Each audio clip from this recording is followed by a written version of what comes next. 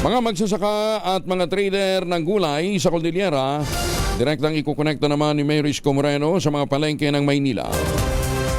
Detalye ng balita mula kay Romy Gonzales, RH 41 ng Bagdibigat. Romy.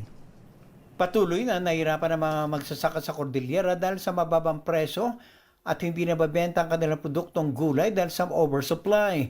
Samantalang nahirapan din ang mga traders sa pagbiyahe sa mga gulay patungo sa mga palengke sa baba dahil sa mataas na presyo ng fuel. At upang matugunan ang naturang problema, nagsimulang ikonekta ng Manila Local Government Unit ang mga magsasaka traders mula sa Cordillera diretso sa mga palengke sa Maynila.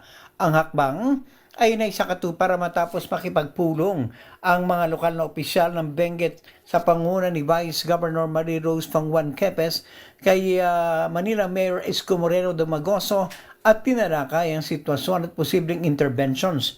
Ipinabati ng mga opisyal ng Benguet na maraming magsaka sa Cordillera ang nalulugi dahil sa oversupply sa La Trinidad Trading Post at ilan din ang mga buyers. Nakaapekto rin ang pagtaas sa presyo ng fuel sa transportation cost na nagpapahirap sa mga traders na dalhin ang mga gulay sa lowland markets.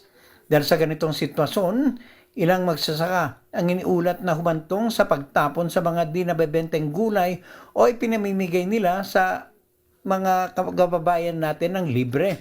Agad namang inaprubahan ni Mayor Isko ang kahilingan ng mga miyembro ng Sangguniang Panlalawigan ng Benguet na tulungan ang mga lokal na magsasaka na makahanap ng maayos na pagbebentahan ng mga produktong gulay mula sa Cordillera, partikular sa lalawigan ng Benguet. Ito si RH 41 Romy Gonzales para sa DZRH. Una sa Pilipinas, una sa Pilipino. Maraming salamat, Romy. Diyos Gina.